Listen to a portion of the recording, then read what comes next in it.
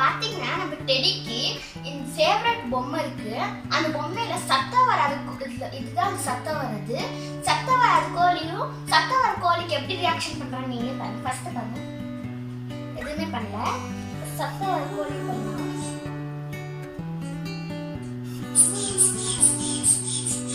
எப்படி தலையாட்டுறான்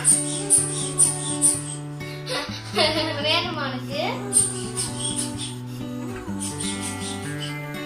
புடிங்கிட்டு போறேன்.